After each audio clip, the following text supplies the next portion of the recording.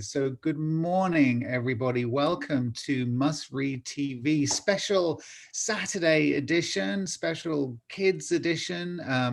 Normally we do this in the evenings on Thursdays, and it's kind of fun to be doing something a little bit different. So welcome, everybody. My name is Alex George. I'm the owner of Skylark Bookshop, an independent bookstore in downtown Columbia, Missouri.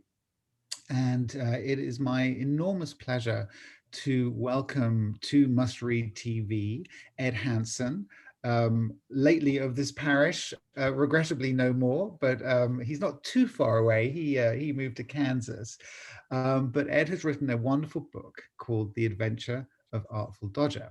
There it is. And he is going to read that to you today. But before we do that, I just wanted to have a little bit of a conversation with you, because not everybody maybe will know, Ed, the story behind this book. Now, being somebody who is local and who lives, as much of us do these days, on social media, I was aware of this, the story behind this story as it was unfolding.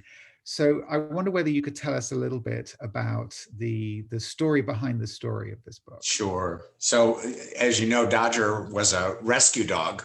I got him when he was about 1, and Dodger is now 15. So I've had him, most of his life. But his natural inclination is to want to be out and about and having little adventures. And he is what they call in dog terms a runner. And so if you open the door, he will just run outside, and then he does not want to come when he's called because he has his own agenda.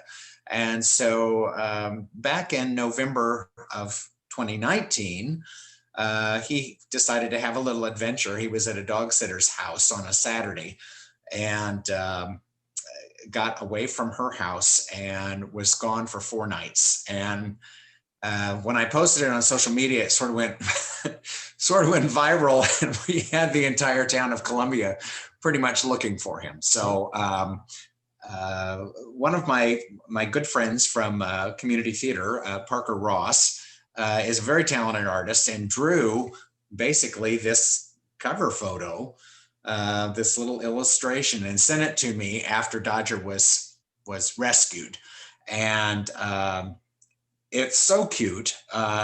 This has been edited a little bit by Parker from the original drawing, but it was just so cute and so appealing. And a lot of people said, gosh, you just need to write a children's book about this whole thing. And so that's how it came to be. I'm one of those people that I guess my artistic tendencies tend to manifest themselves in lots of different directions. And I decided to become an author. And so we've written this book, and it's now published, and it's now available at Skylark. Yes, it is. Yeah. So you mentioned Parker. I mean, one of the illustrations in the book are just delightful, and they sort of capture something really quite lovely. And we were talking just a little bit beforehand, and you mentioned that Parker's sort of not just is much younger than you are. Much. They're in the shop, and I remember thinking, wow, yes, that's a big difference. So is there anything else you want to say about Parker? Because the illustrations are wonderful. Well, Parker is a recent graduate of Hickman High School, and is now taking kind of gen ed courses through Moberly, figuring out what they want to do for a career path. And I think Parker's decided that they're going to study theater, but I'm not sure where yet. So everything is still a little up in the air. But obviously, illustrating children's books could be a lucrative sidebar for Parker. So, and you were saying that you perhaps have plans to perhaps collaborate again in the future. Is that right? Well, when I went to get the book published, I spoke to a local publisher named Yolanda Chili, who's just wonderful to work with, and she thinks that we need to do a whole Dodger series. And so we registered with the Library of Congress as a series.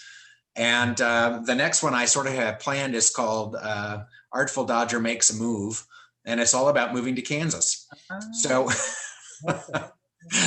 So the Dodger adventure continues. I'm going to tilt my camera just a little bit there so you can see Dodger is keeping me company on the couch. And in the book, we mentioned the orange sofa, and so we're actually hanging out on the orange sofa this morning to read the book. Perfect. All right. Well, I just want to remind everybody that signed copies of this beautiful book are available at Skylark Bookshop. You can give us a call at 573-777-6990 if you would like to order one. You can also drop us a line via email at mail@skylarkbookshop.com. Or indeed, you can just go onto our website, and we have a new e-commerce website, and you can go there and order the book there. So many different ways that you can get your hands on a signed copy. And if we sell out, I'll just get Skylark some more. There will be some more. It's going to be all right. Well, I'm going to see if I can make myself vanish off the screen and leave you to it, Ed. But thank you so much for coming today. Really looking forward to listening to the book. And thanks to everyone for tuning in. And we'll see you again soon. Over to you. Thanks, Ed. Alex. Thanks for the opportunity. All right. So I'll be showing the illustrations as we go, and all the words will appear backward on your screen. So there's no sense in me pointing out the words to kids, but I want to have you enjoy Parker's great illustrations while I read my story today. The Adventure of Artful Dodger. Here is the title page. And a little bit more information here. This is my name and Parker's name down at the bottom. Dodger's picture, of course. And the dedication page says, for my grandsons, Cormac and Henry. And I do believe that at least Cormac is on today, and I'm not sure if Henry's watching or not. Henry lives in Atlanta and Cormac lives in St. Louis. So this is a great way for me to touch base with them today. For my grandsons, Cormac and Henry, and for children everywhere who will enjoy this book. Dodger is an older dog. Except for his first year, he had lived most of his life with Ed, his special person. Before that, he had been homeless and lived on the streets. Dodger's full name is Artful Dodger, after the famous character in the book Oliver Twist. Because he was originally a street dog, he had learned how to fend for himself at a young age. And even though he loved Ed and the comfortable life he had at home, Dodger loved an occasional adventure.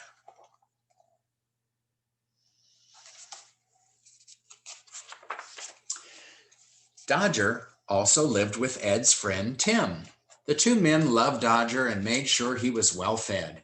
They took him for walks twice each day. In general, he was very spoiled. At home, Dodger had three favorite spots: Ed's bed, I'll get a little close up there, the armchair next to the bed, and his orange sofa, which is where I'm sitting today. He didn't need a special dog bed because he had these three amazingly comfortable places to rest. The other page there's Tim and me walking Dodger.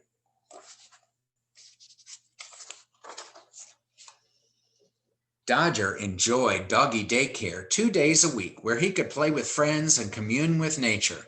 He especially loved the pond, watching and chasing frogs and feeling the soft breeze move across the water. You see those frogs jumping? And Dodger has lots of buddies at his daycare. One Saturday, Ed and Tim had to be somewhere for the entire morning, and they really didn't like to leave Dodger home by himself for too long. They arranged for Dodger to go play at the home of a weekend dog sitter. They took Dodger over the day before to meet her and to see her house. There's Dodger meeting the sitter.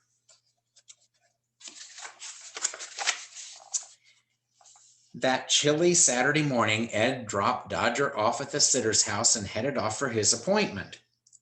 Dodger wasn't at all happy about that. He would prefer that Ed spend his Saturdays at home with him. Shortly after Ed departed, the dog sitter needed to run a quick errand in her car. Other people were at her house, and she planned to leave Dodger with them while she took care of the errand. But she didn't know what Dodger was thinking. Dodger was thinking about heading home. Oh my goodness.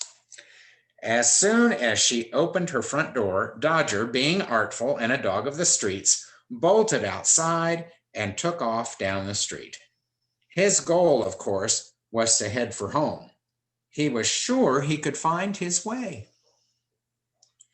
The sitter ran after him, calling him by name, but Dodger didn't want to pay attention to her. His thoughts were on finding his own house, so away he ran. He loved the feeling of running free without his leash. He loved the sunshine and the wind in his face.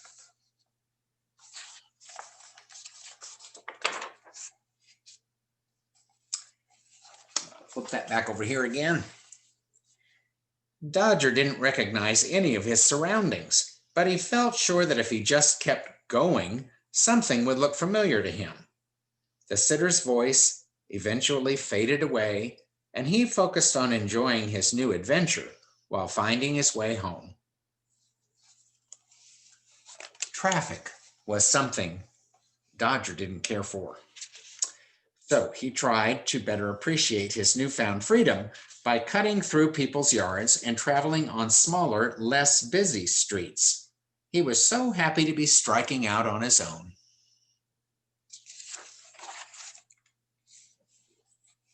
Squirrels should be chased and returned to their trees.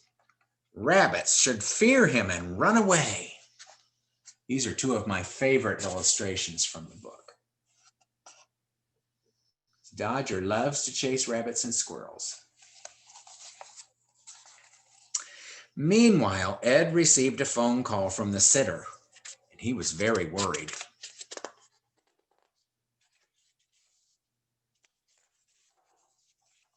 As soon as his appointment was finished, he drove to the sitter's house, and a strategy was made to begin a search. Ed was certain that Dodger was trying to get home, so the search efforts were focused on the area between the sitter's house and Dodger's house. However, Artful Dodger had headed off in a different direction. He didn't mean to, he simply didn't know or recognize any of his surroundings. And of course, the adventure was so exciting, he didn't seem to mind that everything looked new to him. He occasionally saw a squirrel or a rabbit, and chasing them added to the fun. And each chase took him farther away from finding his home.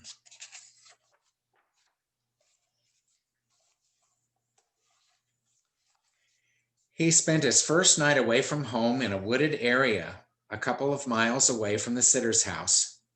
On the second day, he began to think that perhaps he might be lost. He felt a little cold and hungry, but being a street dog, he knew how to manage on his own. He just knew he could find his way. Ed, on the other hand, was very concerned about Dodger. He posted on social media about his disappearance. Hundreds of Ed's friends were also worried. After all, Dodger was an older dog, and how could he possibly survive on his own? Ed's friends shared information about Dodger with their friends. Soon, much of the city was on alert in the search for Dodger.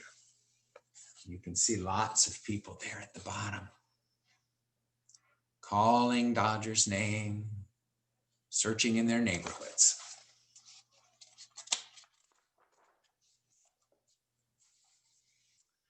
But Dodger didn't know that. He was busy having an adventure. After spending 2 nights away from home, he was a bit more hungry and thirsty, and he was beginning to feel sort of lonely. He missed Ed,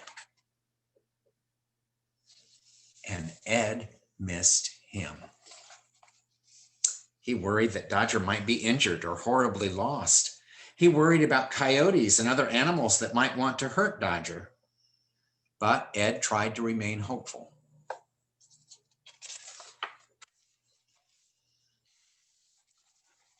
Being an expert tracker and, of course, a street dog, Dodger knew how to stick close to water.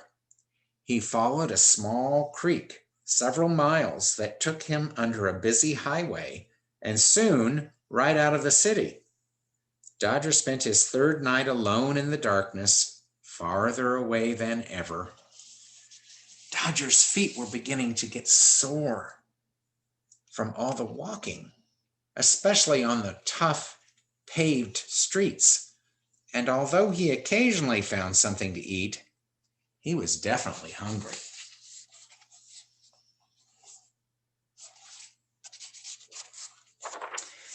Ed, Tim, and all their friends continued the quest to find Dodger. They split up and hunted along all the nature trails through the city, calling his name. They responded to all possible sightings of Dodger by driving to the area and then walking and calling, but no luck. And so it happened that Dodger spent a fourth night outside, alone in the dark, away from his home. I want to make sure I can get the light on that picture so you can see how wonderful the illustration is. Dodger's looking a little nervous there. And a little sad, I think. The next morning, Ed was searching in a neighborhood clear across town.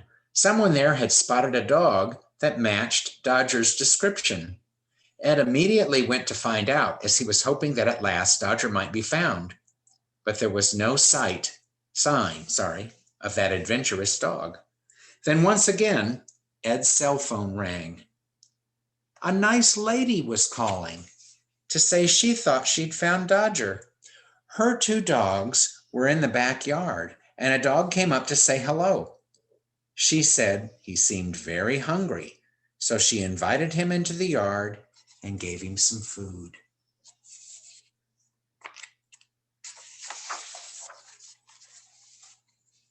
Then the nice lady told Ed that she had gotten his phone number from the microchip company, whose tag was hanging on the dog's collar. Ed's heart jumped. It must be Dodger. The lady's house was quite far away from where Ed had been searching that morning. He got directions, hurried to his car, and drove there.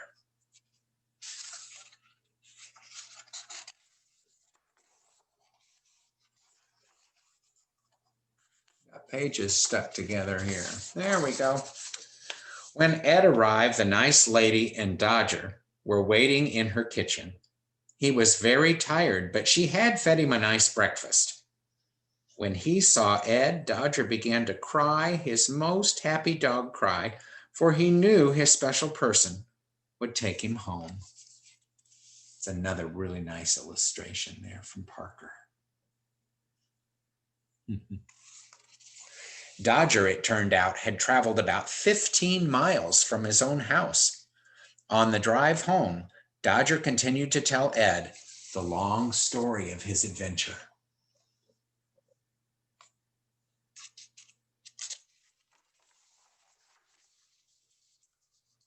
My favorite picture in the book. When they finally pulled into their own driveway, Dodger was so exhausted that Ed carried him into the house and put him in his favorite chair next to the bed. Artful Dodger took an exceptionally long nap.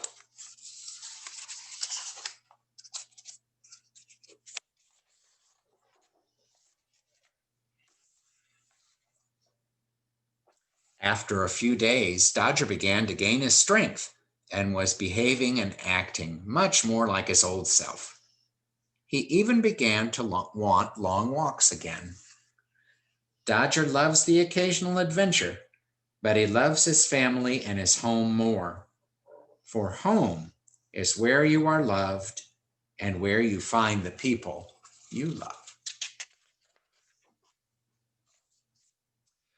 But that's not to say that an occasional adventure isn't a good thing too. Who knows what tomorrow might bring, especially for a street dog like Dodger. Another wonderful picture.